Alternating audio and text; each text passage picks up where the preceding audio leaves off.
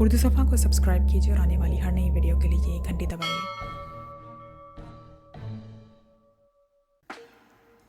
इमरान अपने साथियों समेत कैप्टन पाटिल की रहनुमाई में पहाड़ी के अकबी तरफ तेज़ी से आगे की तरफ बढ़ता चला जा रहा था कि अचानक सफदर, जो इनमें सबसे पीछे था, अकब से चीख पड़ा, इमरान साहब, 2 फौजी जीपें उधर आ रही हैं। सफदर की आवाज़ सुनते ही इमरान चौंक पड़ा और फिर तेज़ी से दौड़ता हुआ वापस उसी जगह गया जहाँ सफदर मौजूद था। दूसरे लम्हे इसने एक तवील सांस लिया, क्योंकि वाकई 2 फौजी जीपें इंतहाई तेज़ रफ्तारी से इस तरफ को बढ़ती चली आ रही थीं। ये तो जनरल बशकाम की जीप है, वो खुद आ रहा है। Oh very bad, captain Shakeel ने इंतहाई परेशान लहजे में कहा। फ़ौरन ओट में हो जाओ, इन्हें आगे गुजर जाने दो। इमरान ने मुड़कर अपने साथियों से कहा और ख़ुद कैप्टन पाटिल को बाजू से पकड़े तेज़ी से भागता हुआ कुछ दूर एक बड़ी सी चट्टान की ओट में छुप गया। इसके बाकी साथी भी छुप गए थे। वो रास्ता जिस पर वो जीपें आ रही थीं, यहाँ पहुँचते ही पहले चक्कर काट कर आता था, इसलिए थोड़ी देर बाद दोनों जीपों की आवाज़ें सुनाई देने लगीं। फिर वो दोनों जीपें मोड़ काट कर सामने पहुंची और तेज़ी से इनके सामने से गुजरकर आगे बढ़ती चली गईं। कुछ आगे जाकर वो एक और मोड़ मुड़कर उनकी नज़रों से ओझल हो गईं। क्या इधर ही वो रास्ता है जहां तुम हमें लेके जा रहे हो? इमरान ने कैप्टन पाटिल से पूछा। हाँ, लेकिन अब हम क्या करें? इनके यहाँ आने का मतलब है कि इन्हें मेरे और आप लोगों के मुतल्लिक मुखबरी हो चुकी है और अब मेरी मौत यकीनी है। कैप्टन पाटिल ने इंतहाई अफसरदा और परेशान लहजे में कहा। घबराने की ज़रूरत नहीं है, ये लोग चेकिंग करके वापस जाएंगे और वैसे ही इधर राउंड लगाने के लिए आए होंगे। इमरान ने इसे तसल्ली देते हुए कहा, लेकिन खुद इसका अपना जहन मुसलसल सोच रहा था कि अब वो अपने इस मिशन को किस तरह मुकम्मल करे, क्योंकि रात तेज़ी से गुजरती चली जा रही थी और इसे मालूम था कि दिन की रोशनी में वो लाजमन पकड़े जाएंगे। और इसे मालूम था कि इस बार इन्हें किसी ने पकड़ने का तकल्लुफ़ ही नहीं करना, बल्कि देखते ही गोलियों से उड़ा देना है। और वो अपने चंद साथियों समेत जाहिर है पूरी फौजी छावनी से तो लड़ नहीं सकता था। इमरान साहब, मेरा ख्याल है कि हमें छावनी से बाहर निकल कर आ जाना चाहिए। हम कल रात फिर आ सकते हैं, सफदर ने करीब आकर कहा। नहीं, अगर इन्हें कैप्टन पाटिल के बारे में कोई इत्तला मिल गई है तो फिर हम कल भी नहीं आ सकते, इमरान ने जवाब देते हुए कहा। आप प्लीज़ मुझे जाने दें, वरना मैं मारा जाऊंगा, यकलख्त कैप्टन पाटिल ने बड़े मुल्तजियाना लहजे में कहा। कुछ देर रुक जाओ, हो सकता है ये लोग वापस चले जाएं। वैसे ही राउंड करने आए होंगे। अगर ये मज़ीद कुछ देर बाद वापस ना आए तो फिर बेशक चले जाना, इमरान ने जवाब दिया। इतने में सफदर इनके करीब आ गया। कैप्टन शकील और टाइगर उनके पीछे गए हैं, सफदर ने कहा और इमरान ने इस बात में सर हिला दिया। कैप्टन पाटिल, इसके अलावा कोई और रास्ता? अचानक इमरान ने कैप्टन पाटिल से कहा। नहीं, और कोई रास्ता नहीं है, सिर्फ ये 2 रास्ते हैं। एक छावनी के दरमियान बड़ा गेट और दूसरा ये सप्लाई गेट, बस, कोई और रास्ता नहीं है, कैप्टन पाटिल ने जवाब दिया। इमरान साहब, इन जीप सवारों पर हमला ना कर दिया जाए, सफदर ने कहा। अहमक हो गए हो, ये फौजी हैं और मुसल्ला हैं, फिर न जाने इनकी तादाद कितनी है। इन्हें हम साइलेंसर लगे हथियारों से तो मार नहीं सकते। लामोहल्ला उन्होंने जवाबी फायर खोल देना है और फिर पूरी फौजी छावनी यहाँ इकट्ठी हो जाएगी, इमरान ने जवाब दिया तो सफदर ने इस बात में सर हिला दिया। उसी लम्हे टाइगर और कैप्टन शकील तेज़ी से वापस आ गए। इमरान साहब, वो लोग चट्टान को खोल कर अंदर गए, लेकिन फिर वापस आ गए और सुर्ख चट्टान बंद हो गई। अब उन्होंने वहाँ सुबह तक रुकने का प्रोग्राम बनाया है। शागिल चीख चीख कर बात कर रहा था। इससे मालूम होता है कि उसका ख्याल है कि हम लोग अंदर मौजूद हैं और उन्होंने फौजियों को बड़े गेट की तरफ भिजवाने के लिए अहकामात ट्रांसमीटर से दिए हैं, टाइगर ने करीब आकर रिपोर्ट देते हुए कहा। उनकी कुल तादाद कितनी है? इमरान ने पूछा। शागिल और एक जनरल के अलावा 8 मुसल्ला फौजी हैं और वो सब पोजीशन लिए हुए हैं, टाइगर ने जवाब देते हुए कहा। इसका मतलब है ये लोग अब हमारे सुबह तक निकलने का इंतज़ार करेंगे, इमरान ने कहा और टाइगर और सफदर ने इस बात में सर हिला दिया। अब मुझे वापस जाने की इजाज़त दें, अचानक कैप्टन पाटिल ने कहा। हाँ, तुम जा सकते हो, अब यहाँ तुम्हारा कोई काम नहीं है, इमरान ने कहा तो कैप्टन पाटिल जल्दी से उठा और तेज़ी से वापस जाने लगा। इमरान ने टाइगर को मखसूस अंदाज में इशारा किया तो टाइगर सर हिलाता हुआ तेज़ी से चट्टान की ओट लेता हुआ उसके पीछे चला गया। इमरान साहब, अब आपका क्या प्रोग्राम है? यहाँ तो सूरत हाल बिल्कुल ही उलझ कर रह गई है, मेरी तो समझ में कुछ नहीं आ रहा, सफदर ने कहा।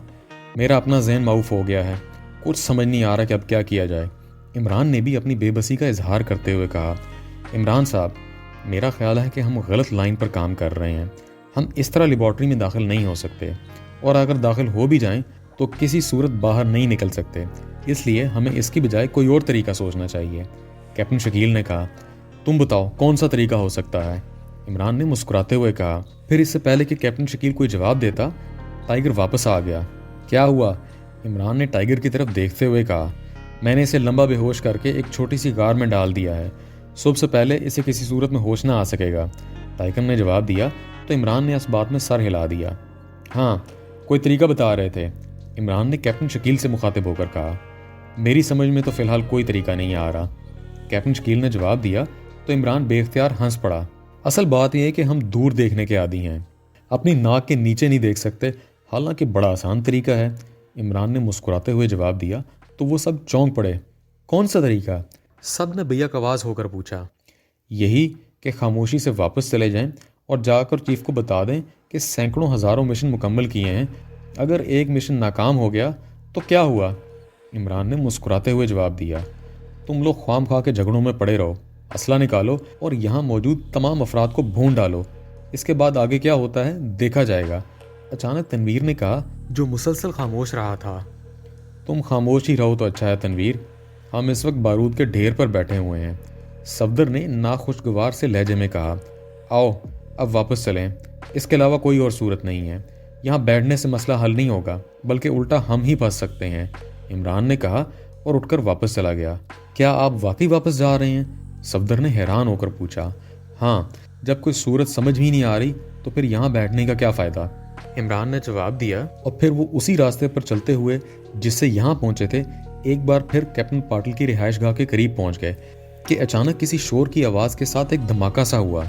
इमरान और उसके साथियों को सिर्फ एक लम्हे के लिए इतना एहसास हुआ जैसे कि इनका जहन चकरा गया है। इसके बाद इनके जहन इसका साथ छोड़ गए। फिर जब इमरान के तारीक पड़े हुए जहन में रोशनी फैली तो इसने बेख्तियार आंखें खोलकर इधर उधर देखा। दूसरे लम्हे वो चौंक पड़ा क्योंकि उसने अपने आप को एक तय खाने नुमा कमरे के फर्श पर पड़ा हुआ पाया।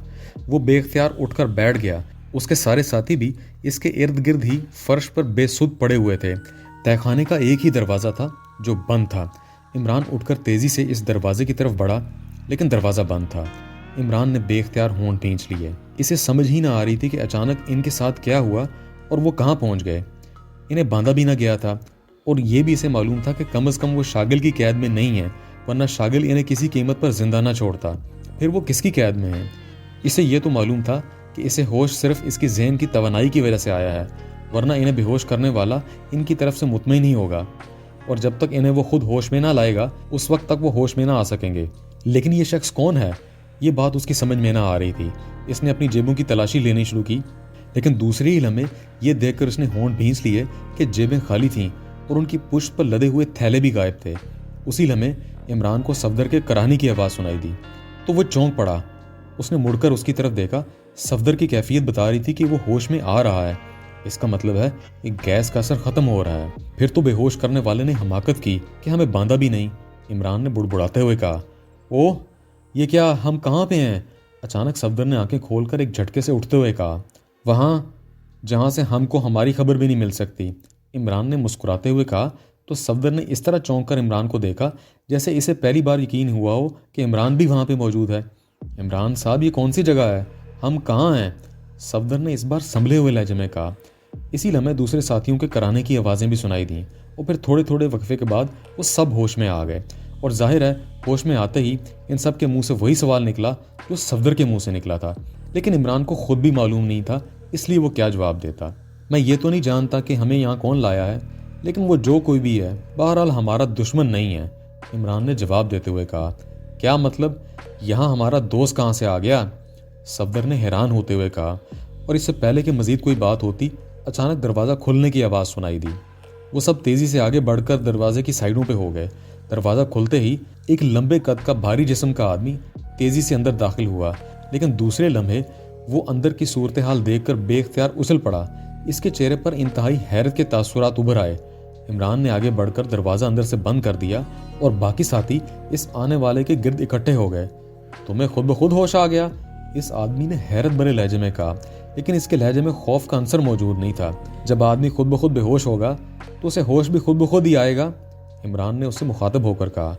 तुम्हारा नाम अली इमरान है? इस आदमी ने अली इमरान की तरफ मुड़ते हुए कहा। हाँ, लेकिन पहले तुम बताओ कि तुमने हमें यहाँ लाने की तकलीफ क्यों गवारा की, इमरान ने मुस्कुराते हुए कहा। इमरान साहब, मेरा ताल्लुक ब्लैक फोर्स से है। मेरा असल नाम तो और है, लेकिन यहाँ मैं कैप्टन राम शीरी के रूप में हूँ। आमतौर पर मुझे कैप्टन शीरी कहा जाता है।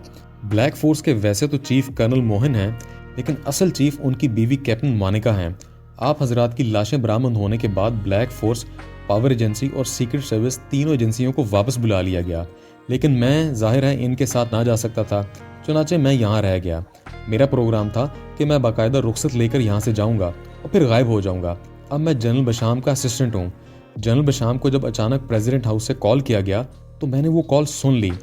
इस कॉल के मुताबिक आप लोग हलाक नहीं हुए थे, बल्कि आप लोग छावनी के करीब पहुंच चुके हैं और सीक्रेट सर्विस का चीफ शागिल आपके खात्मे के लिए खुसूसी तौर पर यहाँ आ रहा था। जनरल बशाम ऑफिस में पहुंच गए और 50 फौजी भी आप लोगों के खिलाफ काम करने के लिए तैयार हो गए। इसके बाद सीक्रेट सर्विसेज का चीफ शागिल अपने चंद आदमियों समेत यहाँ पहुंच गया। मैंने खुफिया तौर पर कैप्टन मानिका को कॉल करके सारी सूरत हाल बताई तो कैप्टन मानिका ने मुझे हुक्म दिया कि आप लोगों को किसी भी तरह सीक्रेट सर्विस के हाथ में ना आने दूं, ताकि सीक्रेट सर्विस आपकी हलाकत का क्रेडिट ना ले सके। बल्कि उन्होंने मुझे हुक्म दिया है कि मैं आप लोगों को ट्रेस करके बेहोश कर दूं और फिर छावनी में मौजूद अपने मजीद साथियों के साथ मिलकर आप लोगों को छावनी से बाहर किसी खुफिया जगह पर पहुंचा दूं और फिर कैप्टन मानिका को कॉल कर दूं तो कैप्टन मानिका और कर्नल मोहन अपने साथियों समेत वहां पहुंच जाएं। फिर आप लोगों को हलाक कर दिया जाएगा और इसका क्रेडिट सीक्रेट सर्विस के बजाय ब्लैक फोर्स को मिल जाएगा। चुनाचे मैं आपकी खोज में लग गया। फिर मुझे इत्तला मिली कि आप लोगों को ट्रांस टावर की तरफ जाते हुए देखा है। ये इत्तला कैप्टन पाटिल के हमसाये कैप्टन सठारी ने फ़ोन पर जनरल बशाम को दी थी। इस पर चीफ शागिल और जनरल बशाम जीपों में बैठकर इधर गए तो मैं भी उनके पीछे गया और फिर मैंने आप लोगों को वापस आते देखा। मेरे पास बेहोश करने वाली इंतहाई मुअस्सर गैस के कैप्सूल्स थे।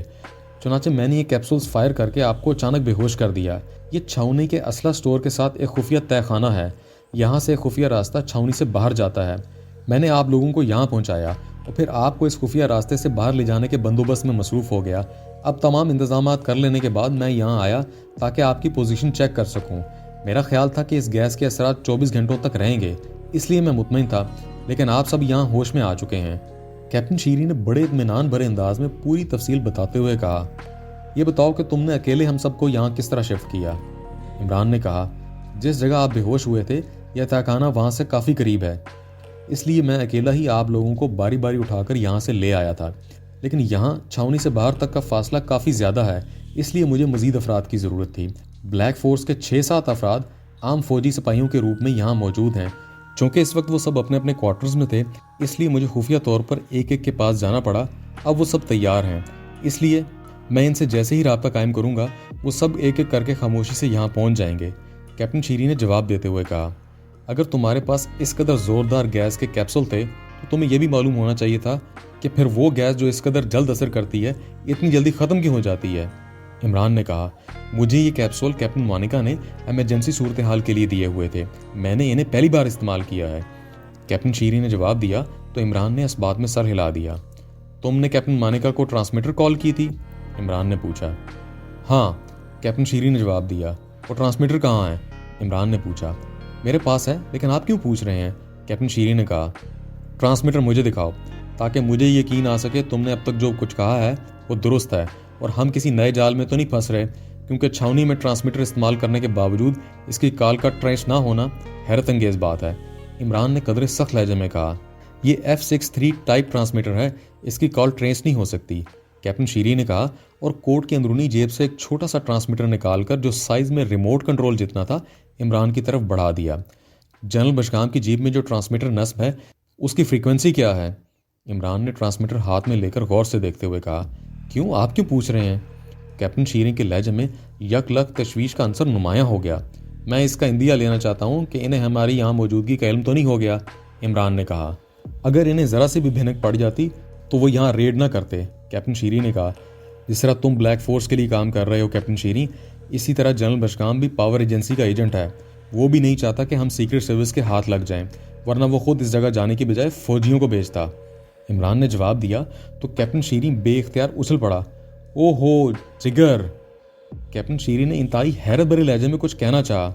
जो मैं पूछ रहा हूँ इसका जवाब दो, तुम्हारे हक में यही बेहतर है, वरना तुमने जिस तरह हमारे मिशन में रुकावट डाली है एक लम्हे में तुम्हारी गर्दन टूट सकती है। इमरान का लहजा यकलक तल्ख हो गया तो कैप्टन शीरी के चेहरे पर पहली बार खौफ के साए उभरते हुए दिखाई देने लगे। इसने जल्दी से फ्रीक्वेंसी बता दी। चूंकि तुम जनरल बशाम के असिस्टेंट हो, इसलिए लामुहाला तुम्हें लेबॉर्ट्री इंचार्ज डॉक्टर वर्मा की फ्रीक्वेंसी का भी इल्म होगा। इमरान ने कहा। नहीं, मुझे इसका इल्म नहीं है, कैप्टन शीरी ने कहा, लेकिन दूसरे ही लम्हे वो बुरी तरह चीखता हुआ उछलकर नीचे फर्श पर जा गिरा। इमरान का एक बाजू बिजली की तेज़ी से घूमा और कैप्टन शीरी ने नीचे गिरते ही झटका खाकर उठने की कोशिश की, लेकिन इमरान ने उसकी गर्दन पर पैर रखकर उसे मोड़ दिया और कैप्टन शीरी का उठने की कोशिश करता हुआ जिस्म धड़ाम से वापस ज़मीन से जा लगा। उसकी हालत एक लम्हे में ख़राब हो गई। बताओ वरना शहर कुचल दूंगा, इमरान ने पैर को वापस मोड़ते हुए कहा। तो कैप्टन शीरी ने रुक रुक और अटक अटक के फ्रीक्वेंसी बता दी। इमरान ने पैर इसकी गर्दन से हटा लिया। सफदर, इसका कोट इसके अकब में नीचे कर दो और इसका मुंह बंद कर दो, इमरान ने कहा और आगे बढ़कर इसने तेज़ी से ट्रांसमीटर पर जनरल बशकाम की फ्रीक्वेंसी एडजस्ट करना शुरू कर दी। Hello hello, military secretary to president calling, general Bashkam over. Imran ने फ्रीक्वेंसी एडजस्ट करते ही कॉल करना शुरू कर दी। Yes general Bashkam attending, over. चंद लम्हों बाद जनरल बशकाम की मुअद्दबाना आवाज़ सुनाई दी। प्रेसिडेंट साहब बात करेंगे, ओवर, इमरान ने कहा। Yes sir, over. दूसरी तरफ से जनरल बशकाम ने जवाब दिया। Hello, over. इमरान ने काफिरिस्तान की सदर की आवाज़ में बात करते हुए कहा। वो चूँकि बेशुमार बार काफिरिस्तान के सदर से ट्रांसमीटर पर बात कर चुका था, इसलिए उसकी आवाज़ के साथ साथ उनके बोलने के अंदाज को भी बहुत अच्छी तरह पहचानता था। यस सर, जनरल बशकाम बोल रहा हूँ सर, ओवर। जनरल बशकाम ने इंतहाई मुअद्दबाना लहजे में कहा। मिस्टर शागिल आपके पास पहुँच गए हैं या नहीं? क्या पोजीशन है? इमरान ने कहा। यस सर, वो यहीं मौजूद हैं सर, ओवर। जनरल बशकाम ने जवाब दिया, लेकिन शायद इसने जानबूझकर पोजीशन बताने से गुरेज किया था। हेलो सर, मैं शागिल बोल रहा हूँ जनाब, ओवर। दूसरे लम्हे शागिल की आवाज़ सुनाई दी। क्या पोजीशन है? ओवर। इमरान ने वही पहले वाला फिक्रा दोहराया। जनाब, इमरान और उसके साथी एक खुफिया रास्ते से लेबॉर्ट्री के अंदर दाखिल हो चुके हैं। यहाँ के एक फ़ौजी कैप्टन ने उनकी मदद की है। मैंने डॉक्टर वर्मा से बात की है, लेकिन डॉक्टर वर्मा का कहना है कि अंदर कोई नहीं आया। हमने अब लेबॉर्ट्री को हर तरफ से घेर रखा है ताकि जैसे ही ये लोग बाहर निकलें इन्हें हलाक कर दिया जाए, ओवर। शागिल ने जवाब देते हुए कहा। जब डॉक्टर वर्मा कह रहे हैं कि अंदर कोई नहीं है तो फिर, ओवर, इमरान ने कहा। सर, आपको तो मालूम है इमरान आवाज़ और लहजे की नकल का माहिर है, इसलिए मुझे यकीन है कि वो डॉक्टर वर्मा की जगह खुद बोल रहा है, ओवर। दूसरी तरफ से शागिल ने जवाब दिया तो इमरान के चेहरे पर हल्की सी मुस्कुराहट आ गई। यह तो इंतहाई खतरनाक मामला है, डॉक्टर वर्मा की पोजीशन क्लियर होनी चाहिए, ओवर। इमरान ने लहजे में तशवीश पैदा करते हुए कहा। Yes sir, over. इसका एक ही हल है कि मैं डॉक्टर वर्मा को कॉल करके हुक्म दूं कि वो इस रास्ते से जहां तुम मौजूद हो लेबॉर्ट्री से बाहर आ जाए। अगर असल डॉक्टर वर्मा होगा तो बाहर आ जाएगा, अगर इसकी जगह इमरान बात कर रहा है तो फिर लामुहाला वो बाहर नहीं आएगा, ओवर। इमरान ने कहा। यस सर, ये वाकई एक बेहतरीन तजवीज़ है सर, शागिल ने खुशामदाना लहजे में कहा। अगर डॉक्टर वर्मा बाहर आएँ तो तुम और जनरल बशकाम इन्हें छावनी में अपनी तहवील में रखोगे, जबकि लेबॉर्ट्री में तुम्हारे आदमी मौजूद रहेंगे, ताकि अगर इमरान और उसके साथी किसी भी तरह लेबॉर्ट्री में दाखिल हो जाने में कामयाब हो जाएं तो तुम्हारे आदमी उन्हें आसानी से हलाक कर सकें, ओवर। इमरान ने कहा। यस सर, ठीक है सर, ओवर। शागिल ने फ़ौरन ही जवाब देते हुए कहा। तुमने इस बार हर सूरत में इमरान और उसके साथियों का खात्मा करना है, समझ गए? हर सूरत में, ओवन एंड ऑल, इमरान ने कहा और ट्रांसमीटर ऑफ करके इसने तेज़ी से कैप्टन शीरी की बताई हुई डॉक्टर वर्मा की फ्रीक्वेंसी एडजस्ट करना शुरू कर दी। Hello hello, military secretary to president calling, doctor Verma, over. Imran ने एक बार फिर मिलिट्री सेक्रेटरी की आवाज़ और लहजे की नकल करते हुए कहा। चूँकि सदर से इसका अब तक ट्रांसमीटर पर रब्ता हमेशा मिलिट्री सेक्रेटरी के जरिए ही हुआ था, इसलिए वो उसकी आवाज़ को भी अच्छी तरह पहचानता था। Yes doctor Verma attending, over. Doctor Verma की हैरत भरी आवाज़ सुनाई दी। प्रेसिडेंट साहब बात करेंगे, ओवर। इमरान ने मिलिट्री सेक्रेटरी के लहजे में कहा। Yes sir, over. दूसरी तरफ से डॉक्टर वर्मा की आवाज़ सुनाई दी। हेलो, डॉक्टर वर्मा बोल रहा हूँ, hello doctor Verma, over. Imran ने इस बार सदर के लहजे में बात करते हुए कहा। यस सर, आपने इस वक्त रात गए कॉल की है सर, खैरियत है सर, ओवर। डॉक्टर वर्मा ने इंतहाई हैरत भरे लहजे में कहा। डॉक्टर वर्मा, आपको हालात का तो इल्म है, आपको और फार्मूले को बचाने के लिए पूरा काफिरिस्तान जाग रहा है, आप मेरी बात कर रहे हैं, ओवर। इमरान के लहजे में तशवीश थी। यस सर, लेकिन लेबॉर्ट्री तो मुकम्मल तौर पर सील्ड है, यहाँ कौन आ सकता है सर, ओवर। डॉक्टर वर्मा ने कहा।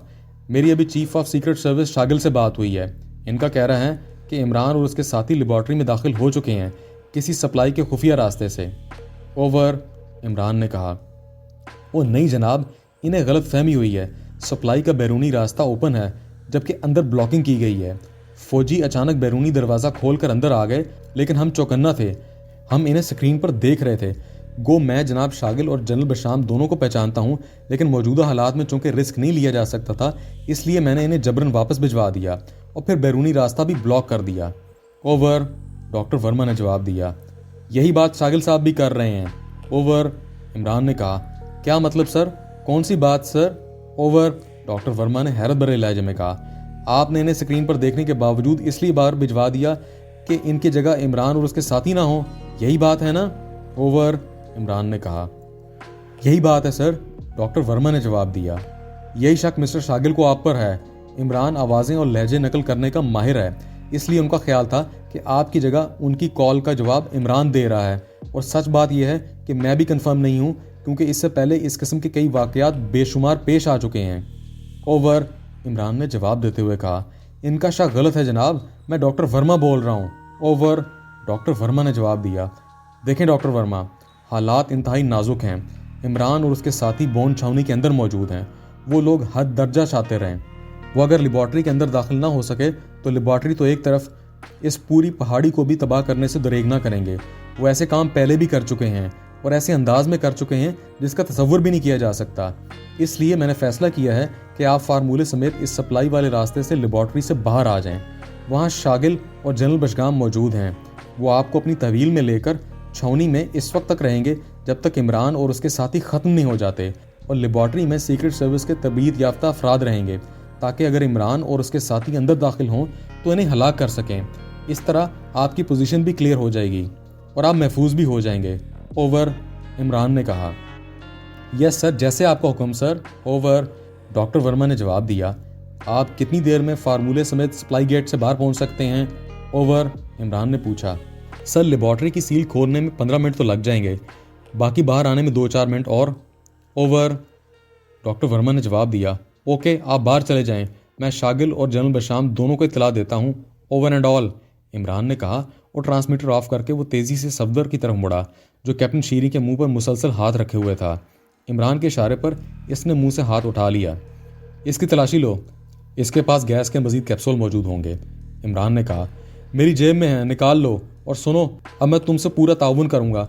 मैंने देख लिया है कि तुम लोग हमारे बस में नहीं हो। मैं फ़िलहाल मरना नहीं चाहता, कैप्टन शीरी ने खुद ही जवाब देते हुए कहा। अगर ऐसा करोगे तो जिंदा रह जाओगे, इमरान ने कहा। इस दौरान सफदर इसके कोट की अंदरूनी जेब से एक छोटा सा डब्बा निकाल चुका था, जिसमें 8 सुर्ख रंग के कैप्सूल मौजूद थे। यही कैप्सूल्स हैं? सफदर ने डब्बा इमरान की तरफ बढ़ाते हुए कहा, और इमरान ने इस बात में सर हिला दिया। अब तुम हमें यहाँ से वहाँ ले चलो जहाँ तुमने बेहोश किया था, इमरान ने कैप्टन शीरी से कहा, और कैप्टन शीरी ने इस बात में सर हिला दिया। फिर थोड़ी देर बाद वो इस तहखाने से निकलकर एक राहदारी से गुजरकर एक और तहखाने में पहुंचे, जहां वाकई असली की पेटियां मौजूद थीं। वहीं से एक खुफिया रास्ता बाहर जाता था, और चंद लम्हों बाद वो सब उस जगह पहुंच गए जहां इन्हें बेहोश किया गया था। यहाँ से वो जगह करीब थी जहां शागिल और जनरल बशगाम और इसके साथी मौजूद थे। आप लोग यहीं रुकेंगे, इमरान ने अपने साथियों से कहा, और फिर वो तेज़ी से आगे बढ़ता चला गया। थोड़ी देर बाद जब वो इस जगह पहुंचा जहां लेबॉर्ट्री का रास्ता था, तो उसने वहां शागिल और जनरल बशगाम को खड़े हुए देखा। मुसल्लह फौजी भी वहां मौजूद थे। इमरान एक चट्टान की ओट में हो गया। थोड़ी देर बाद इसने हल्की सी गड़गड़ाहट के साथ एक सुर्ख चट्टान को अंदर जाते देखा। इस चट्टान के खुलते ही जनरल बशगाम और शागिल दोनों बेख्तियार चौंक पड़े, और उन्होंने तेजी से चट्टानों की ओट ले ली। दूसरे लम्हे वहां से एक उधेड़ उम्र आदमी, जिसके जिस्म पर सूट था और आंखों में भारी फ्रेम की ऐनक थी, बाहर आ गया। उसके हाथ में एक ब्रीफ केस था। मैं डॉक्टर वर्मा हूँ, मुझे सदर साहब ने कॉल करके बाहर आने के लिए कहा है, डॉक्टर वर्मा ने इधर उधर देखते हुए कहा, क्योंकि इसे वहां सिवाय मिलिट्री जीपों के कोई आदमी नजर न आ रहा था। आगे आ जाओ डॉक्टर वर्मा, और जीप के साथ खड़े हो जाओ। ब्रीफ केस नीचे रखकर दोनों हाथ सर पर कर लो, वरना हम फायर खोल देंगे। यकलख शागिल की चीखती हुई आवाज़ सुनाई दी, और इमरान बेख्तियार मुस्कुरा दिया, क्योंकि वो समझता था कि शागिल क्यों ऐसा हुक्म दे रहा है। वो उसे इमरान ही समझ रहा था। मैं डॉक्टर वर्मा हूँ, पाकिस्तानी एजेंट नहीं हूँ, डॉक्टर वर्मा ने एहतजाज करते हुए कहा।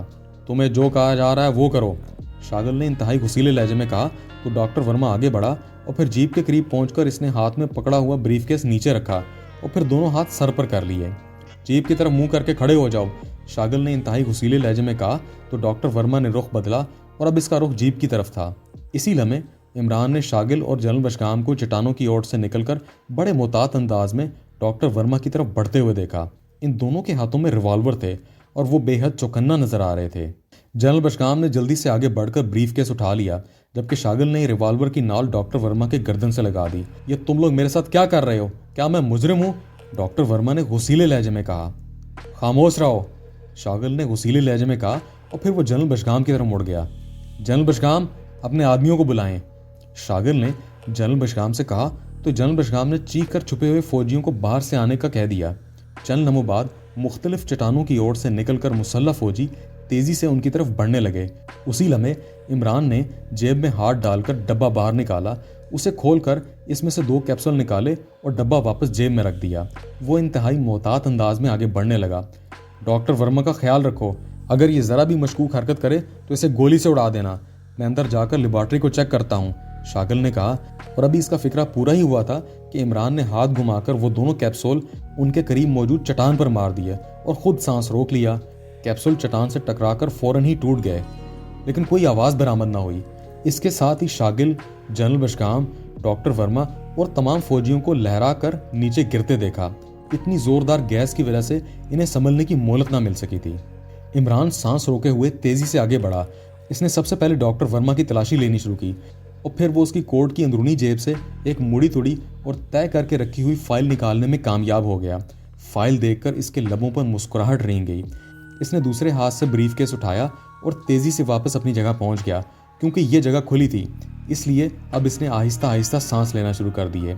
जब इसने कई सांस लेकर तसल्ली कर ली कि खुली जगह होने की वजह से गैस के असरात फैलकर गायब हो चुके हैं, तो इसने बेख्तियार एक तवील सांस ली। इसके साथ ही इसने फाइल को अपनी जेब में रखा और ब्रीफकेस को हाथ में उठाए तेजी से वापस अपने साथियों की तरफ बढ़ता चला गया। इसके चेहरे पर कामरानी और मुसर्रत के तासुरात नुमायां थे। पहाड़ी टीलों के दरमियान एक खास खुली जगह पर एक हेलीकॉप्टर मौजूद था। हेलीकॉप्टर की लाइट्स बंद थीं और वो अंधेरे का जुज़ दिखाई दे रहा था। हेलीकॉप्टर के अंदर कर्नल मोहन और कैप्टन मोनिका मौजूद थे। क्या तुम्हें यकीन है कि राजेश सब कुछ संभाल लेगा? कर्नल मोहन ने कैप्टन मोनिका से मुखातिब होकर कहा। कितनी बार पूछोगे? बताया तो है कि राजेश सब कुछ ओके करके हमें कॉल करेगा, कैप्टन मोनिका ने चिल्लाए हुए लहजे में जवाब देते हुए कहा। लेकिन अब तो काफ़ी वक्त गुजर चुका है, इसकी कॉल अब तक आ जानी चाहिए। तुम जानती हो कि अगर वो पकड़ा गया तो फिर हमारा क्या असर होगा? कर्नल मोहन ने भी तल्ख लहजे में जवाब देते हुए कहा। तुम फिक्र मत करो, जैसा मैंने सोचा है वैसा ही होगा। पाक एशिया सीक्रेट सर्विस की हलाकत का क्रेडिट हम लेंगे, कैप्टन मोनिका ने बड़े मुतमईन लहजे में कहा। हमें यहाँ तक पहुँचने में भी काफ़ी वक्त लग गया है और यहाँ आए हुए भी काफ़ी वक्त हो गया है। तुम उसे कॉल करो, अब मुझसे सस्पेंस बर्दाश्त नहीं होता, कर्नल मोहन ने कहा। यहाँ तो हम इसलिए आए हैं ताकि इसकी कॉल मिलते ही फ़ौरन पहुँच सकें। बाकी रहा इसे कॉल करने का, तो न जाने वो इस वक्त किन हालात से गुजर रहा होगा। कॉल करने से मामलात ख़राब हो सकते हैं, कैप्टन मोनिका ने जवाब दिया। और फिर इससे पहले कि कर्नल मोहन कोई बात करता, कैप्टन मोनिका के हाथ में पड़े हुए खुसूसी साथ के ट्रांसमीटर से कॉल आना शुरू हो गई और वो दोनों बेख्तियार उछल पड़े। कैप्टन मोनिका ने जल्दी से ट्रांसमीटर ऑन कर दिया। Hello hello, Rajesh calling, over. Button on होते ही एक मर्दाना आवाज़ सुनाई दी। यस, सीएम अटेंडिंग यू, क्या पोजीशन है, ओवर, कैप्टन मोनिका ने कहा। ओके मैडम, मैं इन्हें सही सलामत छावनी से बाहर लाने में कामयाब हो गया हूँ, ओवर, दूसरी तरफ से जवाब दिया गया। तफसील बताओ, ओवर, कैप्टन मोनिका ने कहा। और जवाब में राजेश ने तफसील बतानी शुरू कर दी कि किस तरह इसने इंतहाई ज़ूद असर गैस के कैप्सूलों की मदद से इन्हें अचानक बेहोश किया और फिर इन्हें तहखाने में ले आया।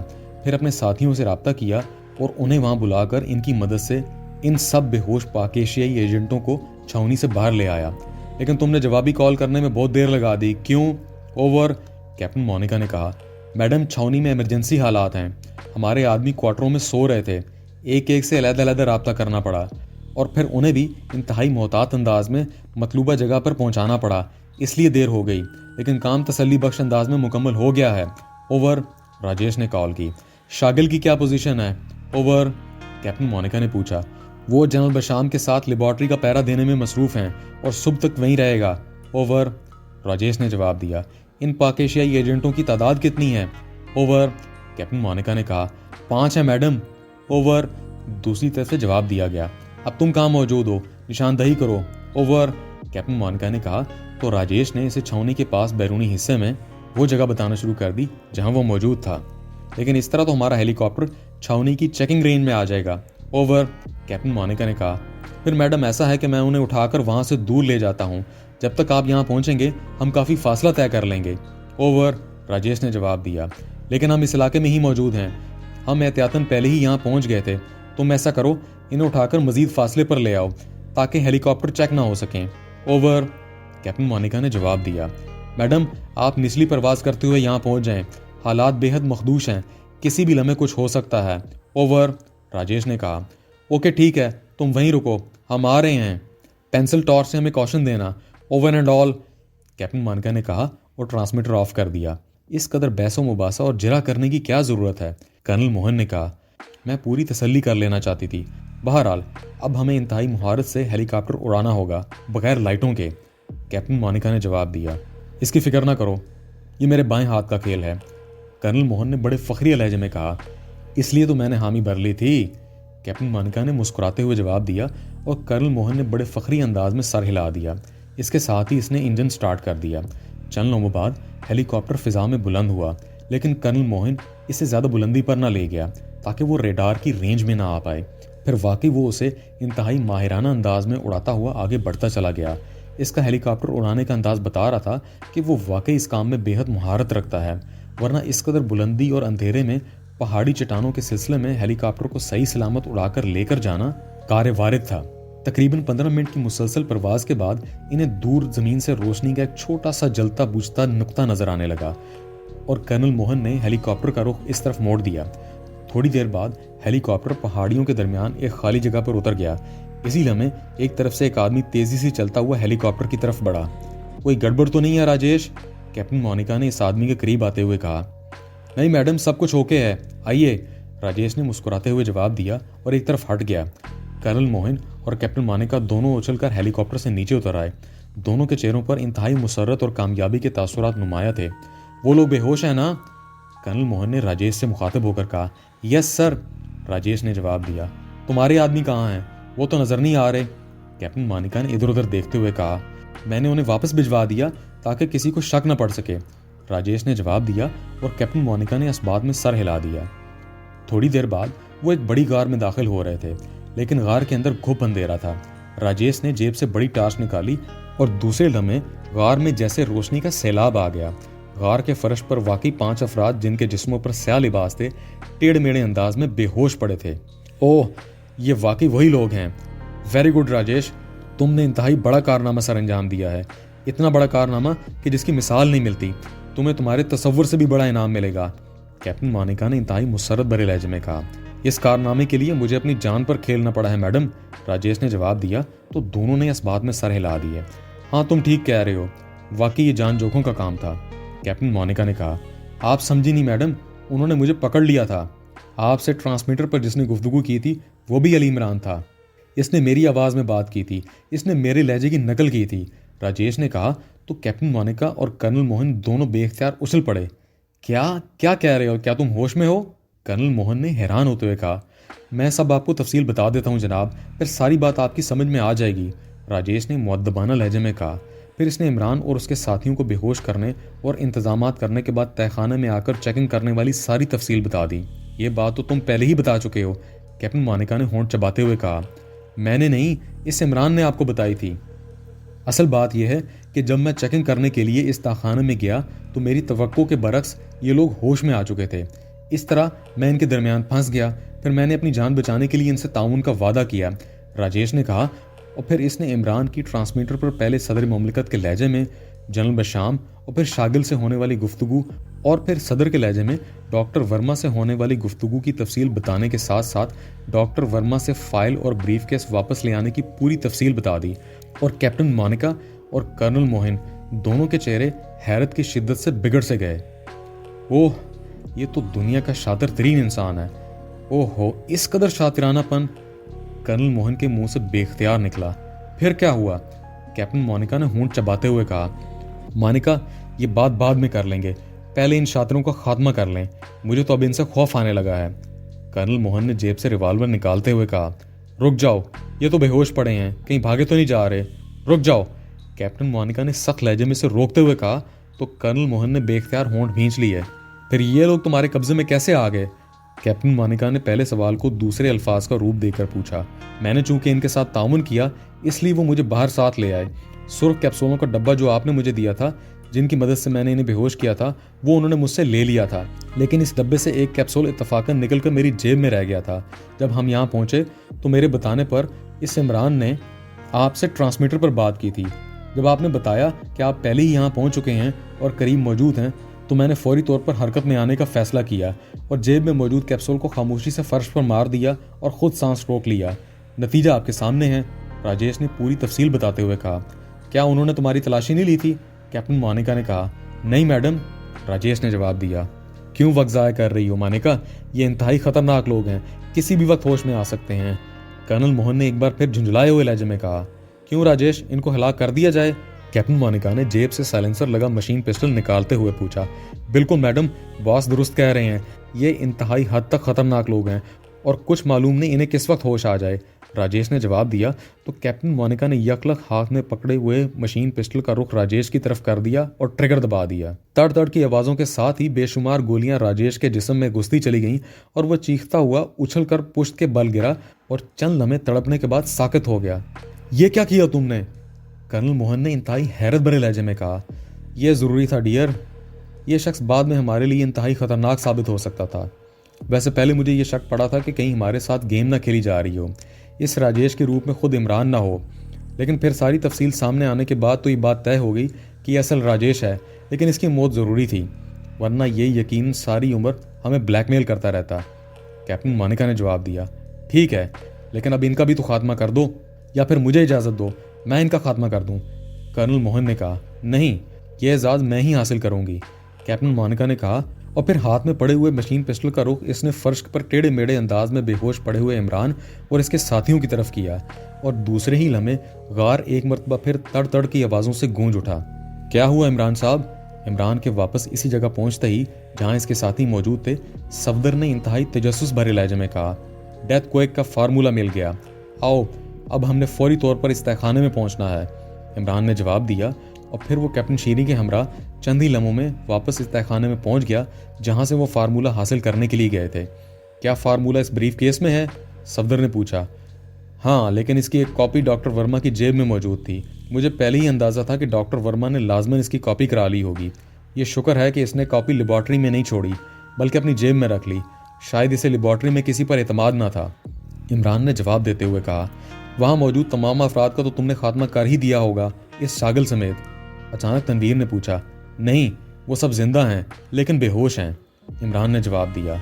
इमरान साहब, इस डॉक्टर वर्मा को तो आप जिंदा ना छोड़ते, वो तो फार्मूले को पढ़ चुका है, कहीं ऐसा ना हो कि वो अपने जहन की मदद से इसे अज खुद तैयार कर ले, कैप्टन शकील ने कहा। अव्वल तो ये फार्मूला इतना सीधा साधा नहीं है कि इसे सिर्फ याददाश्त की बिना पर तैयार किया जा सके, ये इंतहाई पेचीदा साइंसी फार्मूला है। दूसरी बात यह है कि जो गैस इन कैप्सूलों में भरी हुई है, बारूद की बू इसके असरात फौरी तौर पर ख़त्म कर देती है। अगर मैं वहाँ एक फायर भी करता तो फिर ये लोग चंद लम्हों बाद होश में आ जाते, इमरान ने जवाब दिया। तो इसके साथियों ने इस बात में सर हिला दिए। अब वो कैप्टन शीरी के रहनुमाई में इस रास्ते से गुजर रहे थे जो तहखाने से पहाड़ी के बाहर निकल जाता था। अब यहाँ वापसी कैसे होगी? बहरहाल शागिर और जनरल बशाम तो होश में आ ही जाएंगे, सफदर ने कहा। कैप्टन शीरी ने बताया नहीं कि कर्नल मोहन और उसकी बीवी कैप्टन मोनिका ने उसे क्या हिदायत दी हुई हैं कि वो हमें बाहर ले जाकर उसे कॉल करेगा और वो हेलीकॉप्टर पर यहाँ पहुँच जाएंगे। इस तरह हमारी हिलाकत का क्रेडिट शागिल की बजाय ब्लैक फोर्स के हिस्से में आ जाएगा, इमरान ने मुस्कुराते हुए कहा। ओह, तो यहाँ से निकलने का आपने ये प्लान बनाया है, सफदर ने कहा। जाहिर है, इसके सिवा और क्या हो सकता है? यहाँ से नेपाल की सरहद तो काफ़ी दूर है, मामीरा कबीला के पास भी हम वापस नहीं जा सकते क्योंकि उन लोगों ने पहले ही हमारी मुखबरी कर दी थी, तभी तो शागिल यहाँ पहुँच गया था।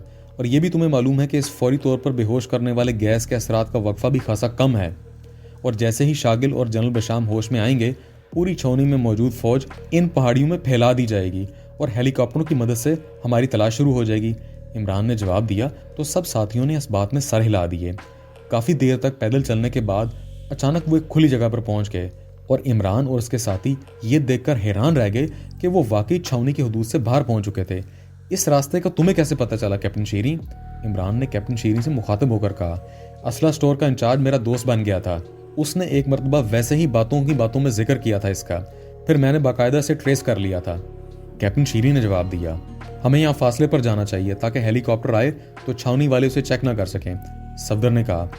ज़्यादा दूर जाने से हम भटक भी सकते हैं और हेलीकॉप्टरों को जाहिर है हमने जगह बतानी है। इमरान ने कहा, यहाँ से करीब ही एक बड़ा गार है इमरान साहब, वहाँ चलते हैं, वो महफूज जगह है। कैप्टन शीरी ने कहा तो इमरान ने इस बात में सर हिला दिया और फिर थोड़ा फासला तय करके वो वाकई एक काफ़ी बड़े गार में पहुंच गए। सफदर ने अपने थैले से ताकतवर टार्च निकाल ली थी। अब कर्नल मोहन की फ्रीक्वेंसी बताओ ताकि मैं तुम्हारे इस मिशन की कामयाबी की खबर सुना सकूं। इमरान ने मुस्कुराते हुए कैप्टन शीरी से कहा, आप मुझे बात करने दें, क्योंकि ऐसा ना हो कि वो मशकूक हो जाएं, खासतौर पर कैप्टन मानेका तो बेहद वहमी औरत है। कैप्टन शीरी ने मुस्कुराते हुए कहा, वहमी औरत से तो मैं आसानी से निपट लूंगा। हाँ, अगर तुम्हारे दरमियान कोई कोड है तो वो बता दो।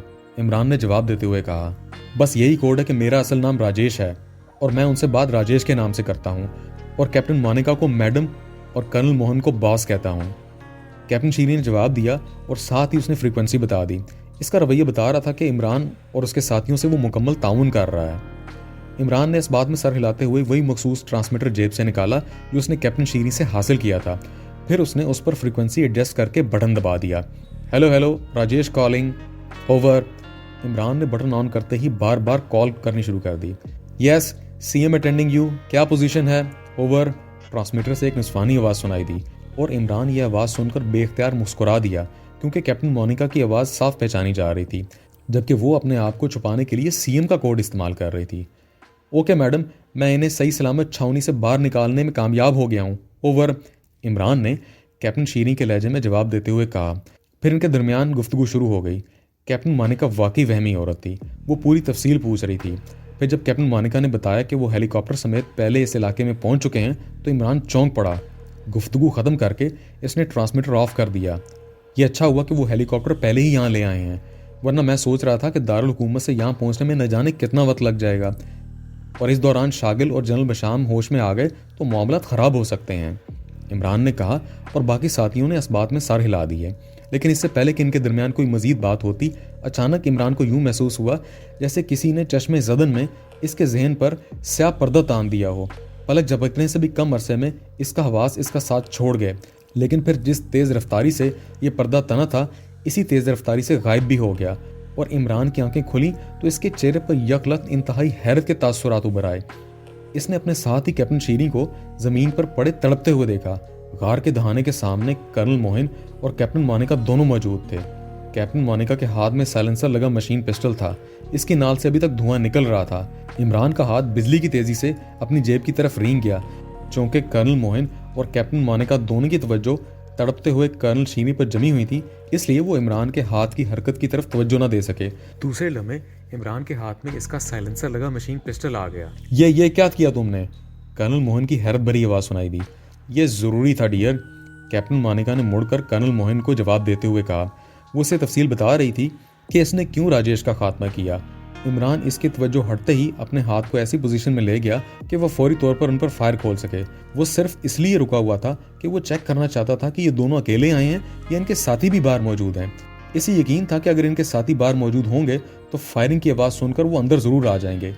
ठीक है, लेकिन अब इनका भी तो खात्मा करो या फिर मुझे इजाज़त दो कि मैं इनका खात्मा करूं, कर्नल मोहन ने कहा। इसके हाथ में भी साइलेंसर लगा मशीन पिस्टल मौजूद था। नहीं, यह एजाज़ मैं ही हासिल करूंगी, कैप्टन मानिका ने कहा। और साथ ही इसने हाथ में पकड़े हुए मशीन पिस्टल का रुख इमरान की तरफ किया ही था कि इमरान ने ट्रिगर दबा दिया। तड़ तड़ की आवाज़ों के साथ गार गूंज उठा और कैप्टन मानिका और कर्नल मोहन दोनों के हाथों से मशीन पिस्टल उड़ते हुए कहीं दूर जा गिरे और दोनों इस तरह साकत आंखें फाड़ते रह गए कि उनके मुंह से आवाज़ तक ना निकल सकी। मर्द औरतों से इजाज़त नहीं मांगा करते कर्नल मोहन, इमरान ने उछलकर खड़े होते हुए कहा। इसके पिस्टल का रुख जाहिर है इन दोनों की तरफ ही था। तो तुम? इन दोनों के मुंह से इंतहाई हैरत की शिद्दत से अटक अटक के अल्फाज निकल रहे थे। अगर तुमने ज़रा भी हरकत की तो इस बार गोलियां तुम्हारे जिस्मों में सुराख कर देंगी, समझे? तुम्हें इस कदर शदीद हैरत इसलिए हो रही है कि तुम्हारे तसव्वुर में भी न था कि मुझे गैस से बेहोश होने के बावजूद इस तरह अचानक खुद ब खुद होश भी आ सकता है। इस बार कुदरत ने वाकई हमारी मदद की है, वरना हम तुम्हारे कैप्टन शीरी या राजेश की वजह से यकीनन तुम्हारे हाथों मारे जाते। तुम्हें शायद मालूम नहीं था कि इस गैस के असरात बारूद की मामूली सी बू से बिल्कुल इस तरह गायब हो जाते हैं जैसे गधे के सर से सींग, और तुमने राजेश पर फायर खोलकर यह मौका खुद ही हमें फराम कर दिया। अगर तुम उस पर फायर ना खोलती तो हम वाकई बेबसी की मौत मारे जाते।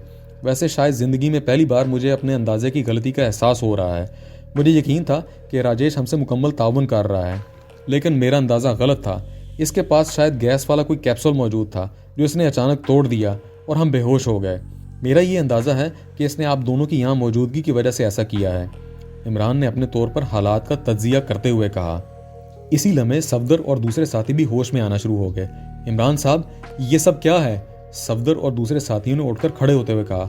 जान बच जाने पर सजदा शुक्र अदा करो, वरना ये दोनों वाकई हमारे लिए इजराइल साबित हो सकते थे। इमरान ने मुस्कुराते हुए जवाब दिया और साथ ही उसने वही तफसील दोहराई जो इससे पहले कैप्टन मानिका और कर्नल मोहन को सुना चुका था। तुम अब हमारे साथ क्या सलूक करोगे? कैप्टन मानिका ने खौफजदा लहजे में कहा। कर्नल मोहन का चेहरा भी जर्द पड़ गया था। तुम्हारी वजह से हम अपने मिशन में कामयाब हो सके हैं, क्योंकि अगर तुम्हारा आदमी हमसे अचानक ना टकराया होता तो शायद हम अपना मिशन मुकम्मल ना कर सकते। क्योंकि हमारे सामने कोई रास्ता भी ना रहा था, इसलिए हमारे मिशन की कामयाबी के क्रेडिट बहरहाल किसी हद तक तुम्हें ज़रूर जाता है। इसलिए इमरान ने मुस्कुराते हुए कहा, लेकिन फिर इससे पहले कि वो फिक्रा मुकम्मल करता, गार तड़ की तेज़ आवाज़ों के साथ ही कैप्टन मोनिका और कर्नल मोहन दोनों की चीखों से गूंज उठा। वो दोनों उछलकर पुश्त के बल नीचे गिरे और बुरी तरह तड़पने लगे। ये फायरिंग तनवीर ने की थी। ये तुमने क्या किया?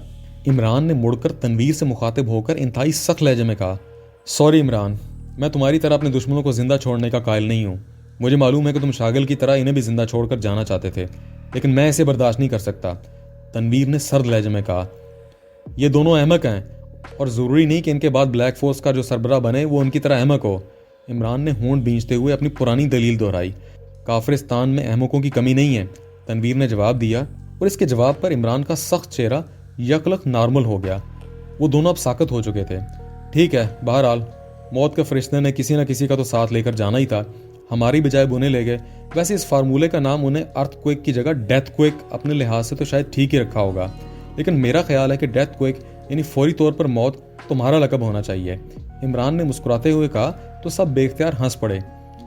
इनका हेलीकॉप्टर बाहर होगा, सफदर ने कहा। हाँ आओ, ब्रीफकेस उठा लो। अरे एक मिनट, मैं वो फाइल चेक कर लूँ, इमरान ने चौंकते हुए कहा, और साथ ही इसने कोट की अंदरूनी जेब में हाथ डाला। ओह, फाइल गायब है। सफदर, राजेश की तलाशी लो। फाइल यकीनन इसने निकाली होगी, इमरान ने कहा तो सफदर तेजी से फर्श पर मुर्दा पड़े हुए राजेश पर झुक गया।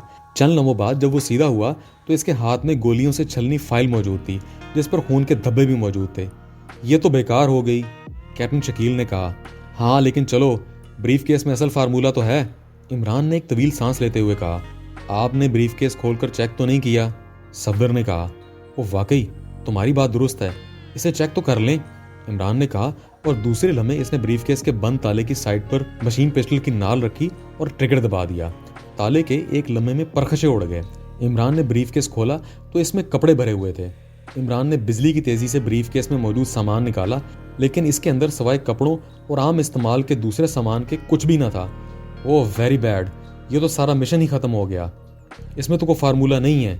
इसका मतलब है कि फाइल में मौजूद असल फार्मूला था और अब वो भी तकरीबन खत्म हो गया है, इमरान ने होंठ चबाते हुए कहा। अगर तुम इस राजेश का यहाँ पहुंचते ही खात्मा कर देते तो ये नौबत ना आती, तनवीर ने गुस्सीले लहजे में कहा। इमरान साहब, हो सकता है कि असल फार्मूला लेबॉर्ट्री में मौजूद हो और डॉक्टर वर्मा बहरहाल जिंदा है, सफदर ने तशवीश भरे लहजे में कहा। हाँ लेकिन अब क्या किया जा सकता है? बहरहाल अब यहाँ से तो निकलो, फिर सोचेंगे कि क्या हो सकता है। वैसे ये भी तो मुमकिन है कि इस गोलियों से छलनी फाइल पर मेहनत करके इसे कारामद बनाया जाए, इमरान ने जवाब दिया तो सब साथियों के सते हुए चेहरों पर बेख्तियार उम्मीद भरी मुस्कुराहट रेंगने लगी। बूंद छावनी के कमांडर मीटिंग रूम पर मौत की सी खामोशी तारी थी। कुर्सियों पर शागिल, जनरल बशाम और डॉक्टर वर्मा तीनों बैठे हुए थे, लेकिन इन तीनों के चेहरे लटके हुए थे। वो तीनों होंठ भींचे खामोश बैठे हुए थे। थोड़ी देर बाद मीटिंग रूम का दरवाज़ा खुला और काफिरिस्तान के सदर और उनके पीछे वजीर आज़म अंदर दाखिल हुए तो वो तीनों उठ खड़े हुए। जनरल बशाम ने उन्हें सलूट किया, जबकि शागिल और डॉक्टर वर्मा ने बड़े मुअद्दबाना अंदाज में सलाम किया। इन दोनों के चेहरे भी बुरी तरह सते हुए थे। वो दोनों आकर इन तीनों के सामने रखी हुई कुर्सियों पर बैठ गए। डॉक्टर वर्मा, आप ये बताएं कि आप लेबॉर्ट्री से बाहर क्यों आए थे? सदर ने इंतहाई घुसीले लहजे में डॉक्टर वर्मा से मुखातिब होकर कहा तो डॉक्टर वर्मा चौंक पड़े। सर, आपने खुद ही तो हुक्म दिया था, वरना मैं तो किसी सूरत में बाहर आने के लिए तैयार न था, डॉक्टर वर्मा ने जवाब दिया तो सदर बेख्तियार उछल पड़े। इनके चेहरे पर शदीद हैरत के तासुरात उभर आए। वजीर आजम भी हैरत भरी नजरों से सदर के चेहरे की तरफ देखने लगे। मैंने हुक्म दिया था? क्या मतलब? मैं क्यों हुक्म देता, ये आप क्या कह रहे हैं? सदर ने इंतहाई हैरत भरे लहजे में कहा, सर आपने ट्रांसमीटर पर मुझे हुक्म दिया था। डॉक्टर वर्मा ने कहा और इसके साथ ही उसने वो सारी बात दोहरा दी जो ट्रांसमीटर पर हुई थी। ओ नहीं, मुझे तो आपकी खुसूसी फ्रीक्वेंसी का भी इल्म ना था। ये कैसे हुआ? जनाब, आपने मुझसे बात भी की थी और शागिल से भी। जनरल बशाम ने कहा तो सदर एक मरतबा फिर चौंक पड़े। नहीं, शागिल साहब के यहाँ पहुंचने की इत्तला देने के बाद मैंने तो यहाँ छावनी के किसी आदमी से कोई बात नहीं की और ना ही मुझे इसकी जरूरत थी। मैं तो मुतमिन था कि इस बार इमरान और उसके साथी लामोहल्ला मारे जाएंगे और अगर मारे ना जा सके तो बहरहाल इनका मिशन हर हालत में नाकाम रहेगा, क्योंकि वो किसी सूरत भी लेबॉर्ट्री के अंदर दाखिल ना हो सकते थे और ना ही उसे तबाह कर सकते थे। सदर ने जवाब देते हुए कहा तो जनरल बशाम ने अपने साथ होने वाली गुफ्तगू दोहरा दी। जनाब, ये सब कुछ इमरान का किया धरा है, शागिल ने कहा। लेकिन इसे किस तरह डॉक्टर वर्मा की स्पेशल फ्रीक्वेंसी का इल्म हुआ?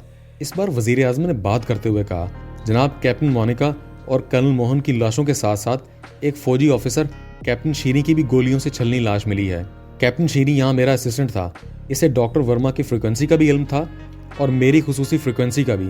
यकीनन इस कैप्टन शीरी ने गद्दारी की है। जनरल बशाम ने जवाब दिया, ये कर्नल मोहन और कैप्टन मोनिका यहाँ कैसे पहुंच गए और क्यों? सदर ने कहा, जनाब, आपको कॉल करने के बाद असल हालात तक पहुंचने के लिए मैंने अपने तौर पर इंक्वायरी की है। जनरल बशाम को इल्म नहीं है, लेकिन मैंने इस कैप्टन शीरी के चेहरे से मेकअप वॉश कर दिया है। कैप्टन शीरी के रूप में ब्लैक फोर्स का खास आदमी राजेश था और इससे मैं इस नतीजे पर पहुंचा हूं कि हमने इमरान और उसके साथियों का मिशन नाकाम कर दिया था, लेकिन ब्लैक फोर्स ने क्रेडिट लेने की खातिर इस अपने आदमी के जरिए इमरान और उसके साथियों की मदद की ताकि वो मिशन मुकम्मल करके जब बाहर आ जाएं तो कर्नल मोहन और कैप्टन मोनिका पहुंचकर वहां उन्हें हलाक कर दें। इस तरह वो क्रेडिट ले लेंगे, लेकिन उन्हें अंदाजा ना था कि वो किस कदर खतरनाक खेल खेल रहे हैं। इमरान ने इस राजेश की मदद से फ्रीक्वेंसी मालूम की और सारी गुफ्तगू की। इस तरह डॉक्टर वर्मा बाहर आ गए। इस तरह ना सिर्फ वो फार्मूला ले गए बल्कि इस राजेश की मदद से छावनी से बाहर भी निकल जाने में कामयाब हो गए। कर्नल मोहन और कैप्टन मोनिका दोनों जाहिर है हेलीकॉप्टर की मदद से यहाँ पहुंचे होंगे। वो शायद बाहर उनके इंतजार में थे, लेकिन उस इमरान को क्या हलाक करते? उल्टा इमरान ने कर्नल मोहन और कैप्टन मोनिका के साथ साथ इस राजेश को भी हलाक कर दिया और हेलीकॉप्टर लेकर वो गायब हो गए। शागिल ने जवाब देते हुए कहा, इन हालात में शागिल साहब का तज्जिया दुरुस्त लग रहा है। ये सारी गड़बड़ कर्नल मोहन और कैप्टन मोनिका की वजह से हुई है, वरना शायद ये लोग मिशन मुकम्मल ना कर सकते। वजीर आजम ने खिलाफ तवक्को शागिल की बात की तायीद करते हुए कहा, मैं तो यहाँ आते हुए फैसला कर चुका था कि इस नाकामी पर मिस्टर शागिल और जनरल बशाम दोनों को कोर्ट मार्शल का हुक्म दूंगा, लेकिन अब हालात सामने आने के बाद इसका कोई जवाब बाकी नहीं रहा। इमरान ने यह सारी गेम मेरी आवाज़ की नकल करके खेली है और जाहिर है उन्होंने मेरे अहकामात की तामील तो करनी थी। सदर ने एक तवील सांस लेते हुए कहा। शागिल और जनरल बशाम दोनों के उतरे हुए चेहरों पर बेइख्तियार इत्मीनान के तासुरात नमूदार होते चले गए। यस सर, वाकई मौजूदा हालात के तहत ये सारा खेल इस इमरान के शातरानापन और ब्लैक फोर्स के आदमी की इमदाद के तहत खेला जा रहा था। चीफ शागिल, जनरल बशाम और डॉक्टर वर्मा तीनों सिर्फ आपकी आवाज़ सुनने की वजह से आपके अहकामात की तामील के सिलसिले में काम करते रहे, लेकिन ये बात इंतहाई खतरनाक भी है। अगर कल कोई ये इमरान या कोई और आदमी आप या मेरी या किसी बड़े ओहदेदार की आवाज़ में कोई बड़ा हुक्म दे तो इसका सद्देबाब क्या हो सकता है?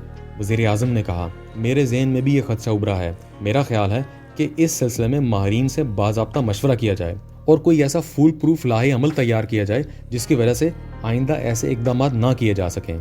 सदर ने जवाब देते हुए कहा और वज़ीर आज़म ने इस बात में सर हिला दिया।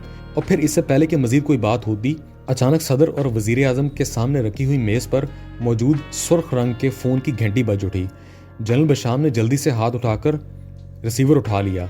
यस, जनरल बशाम ने कहा, सर, नापाल से एक शख्स अली इमरान सदर साहब से फौरी तौर पे बात करना चाहते हैं।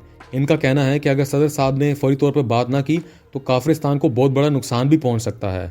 दूसरी तरफ से कहा गया, सर, अली इमरान अगर आपसे बात करना चाहता है, इसने नापाल से फ़ोन किया। इसका कहना है कि अगर फ़ोन पर बात ना हो सकी तो काफिरिस्तान को शदीद नुकसान पहुंचेगा।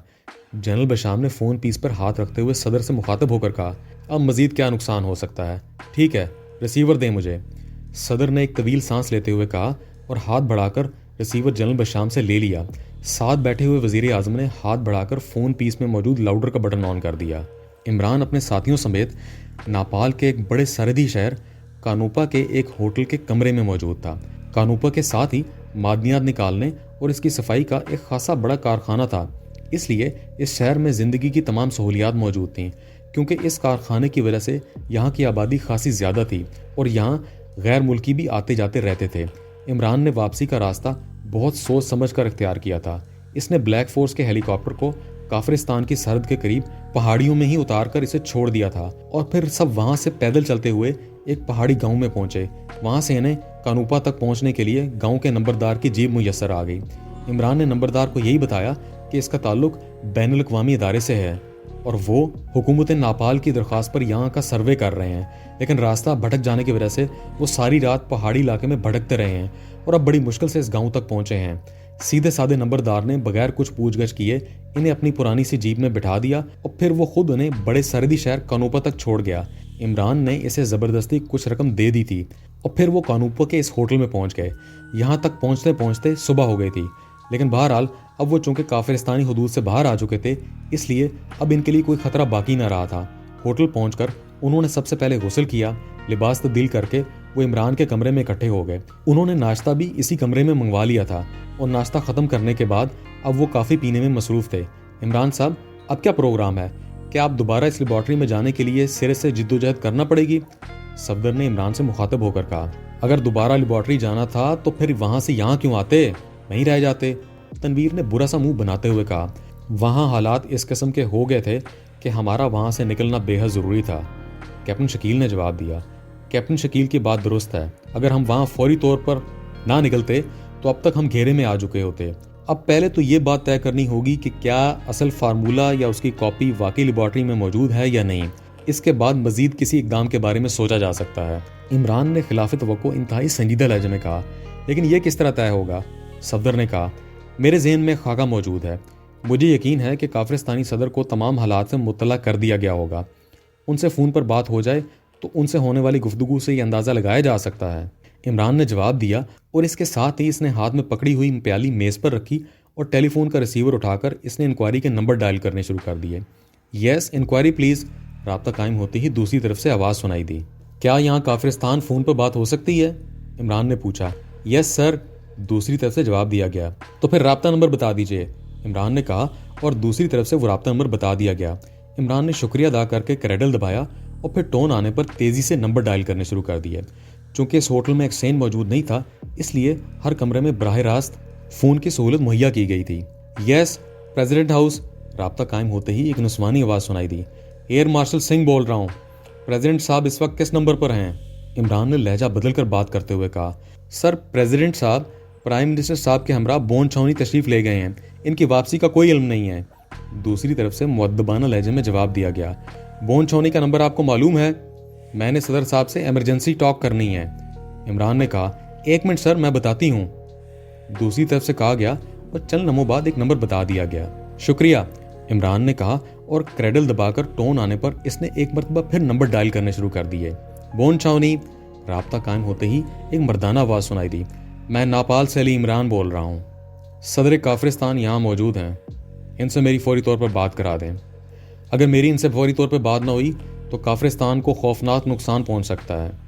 इमरान ने इस बार अपनी असल आवाज़ में बात करते हुए कहा, सदर साहब मीटिंग कर रहे हैं, आप होल्ड ऑन करें, मैं जनरल साहब से बात कराता हूँ। दूसरी तरफ से कहा गया और फिर काफ़ी देर तक लाइन पर खामोशी तारी रही।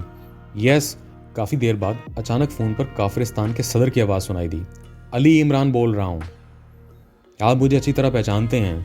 पहली बात तो यह है कि मुझे ब्लैक फोर्स के कर्नल मोहिन और उनकी वाइफ कैप्टन मोनिका की मौत पर बेहद अफसोस है।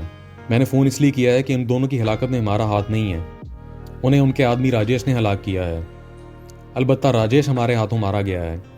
इमरान ने बात का आगाज़ करते हुए कहा, क्या तुमने सिर्फ यही बात बताने के लिए फ़ोन किया है? सदर ने इंतहाई हुसीले लहजे में कहा, इसका मतलब आपको मेरी बात का यकीन नहीं आया। वैसे मिस्टर शागिल, जनरल बशाम और डॉक्टर वर्मा की ज़िंदगियाँ मेरी बात का सबूत हैं, वरना आप इन हजरात से पूछ सकते हैं कि इन्हें मैंने किस हालत में छोड़ा था, ख़ास तौर पर डॉक्टर वर्मा जिन्होंने इस फार्मूले पर भी काम किया था। इमरान ने अपनी बात को आगे बढ़ाकर कहा, जब फार्मूला ही तुम ले उड़े हो तो फिर डॉक्टर वर्मा को हलाक करके तुमने क्या लेना था? लेकिन तुमने मेरी आवाज़ में उन्हें अहकामात देकर ये सारा काम किया है और मैंने इसका इंतहाई सख्त नोटिस लिया है। जल्द ही तुम्हें इसका नतीजा भुगतना होगा। सदर ने इस बार गुस्सीले लहजे में कहा तो इमरान बेख्तियार मुस्कुरा दिया, क्योंकि जोश में आकर सदर ने खुद ही एतराफ़ कर लिया था कि फार्मूला इमरान ले गया है। डॉक्टर वर्मा को मैंने इसलिए ज़िंदा छोड़ दिया था कि वो साइंसदान हैं।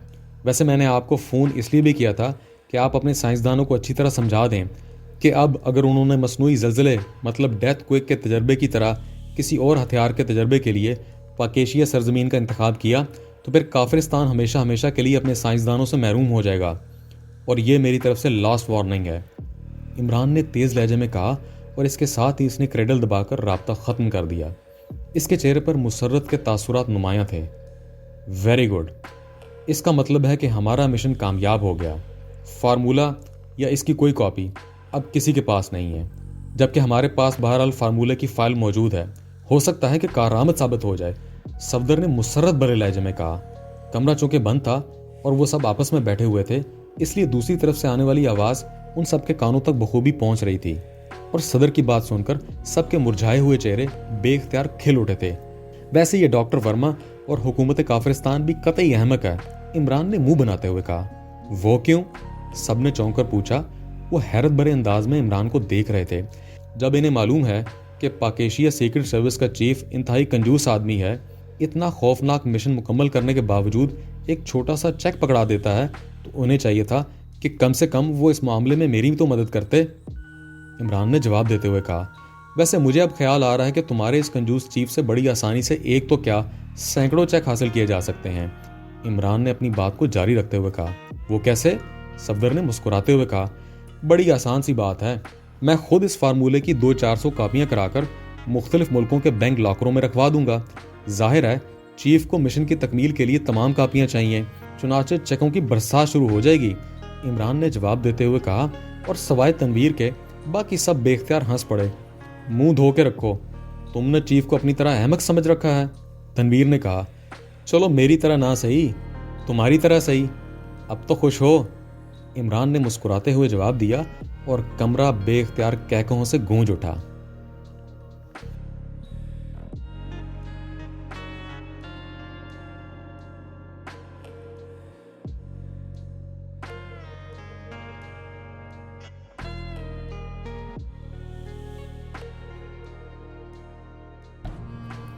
Like, comment, share, press the bell icon.